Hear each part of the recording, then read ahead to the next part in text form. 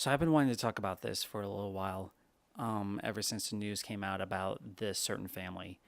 And something about this family just really kind of hit me the hard way a little bit because it really goes to show how not to be a family when it comes to stuff like this, especially when it comes to YouTube families. Normally, when I see a prank channel, I just think, this, except for a certain few, their prank channels are just not good news in any way, shape, or form. And in this situation, this is no different. So there's a YouTube channel called Family of Five where five kids and their parents run the YouTube channel and they pull pranks.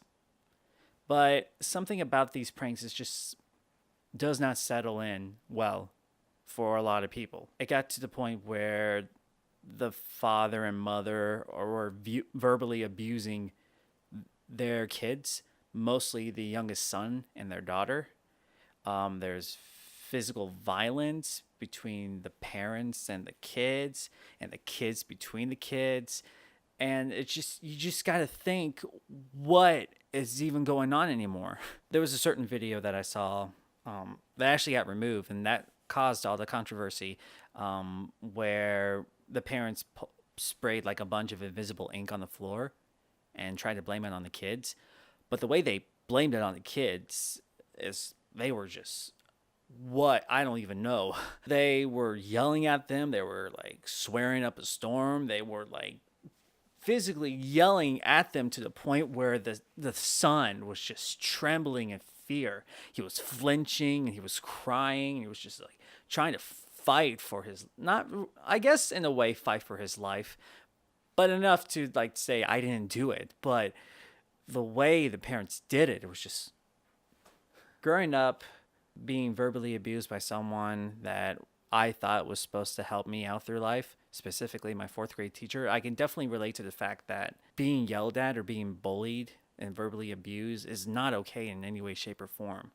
Sure, people will say that it's not a type of abuse, it's not a real abuse or whatever, but, and I think it really is.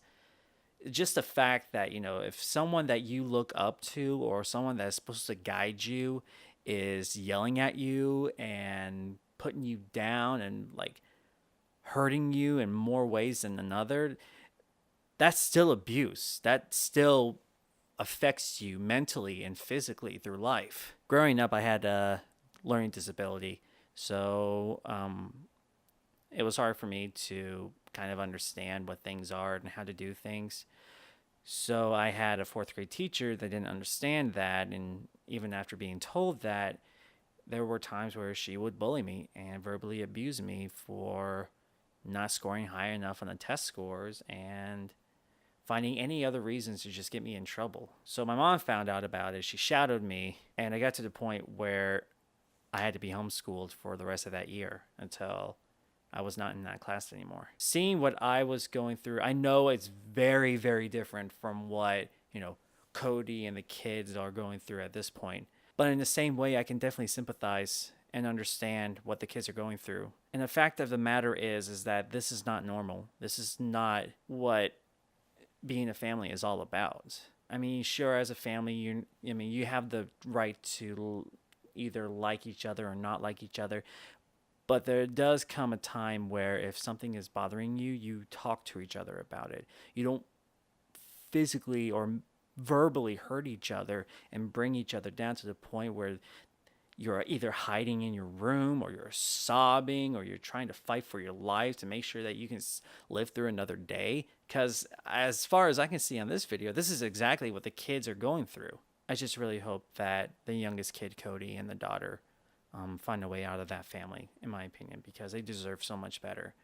And understanding that the youngest son does have some kind of learning disability, or I really don't remember what kind of disability they have, so I do apologize if I get that wrong. But basically, the fact of the matter is, Cody has something that needs help and attention to, and a lot of love too. And I don't appreciate the fact that the family is just trying to harm these kids in more than one way or another just to make a few bucks here and there. So I guess I know this has been going on for a little while, and I know I kind of trail off here and there, so I do apologize about this.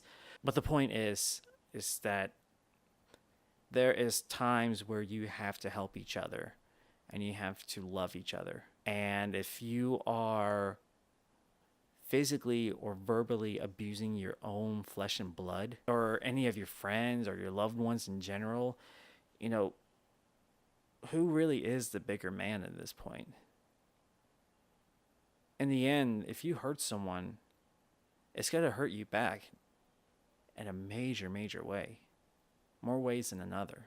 And I know that, this is kind of a weird way to end this video, sort of.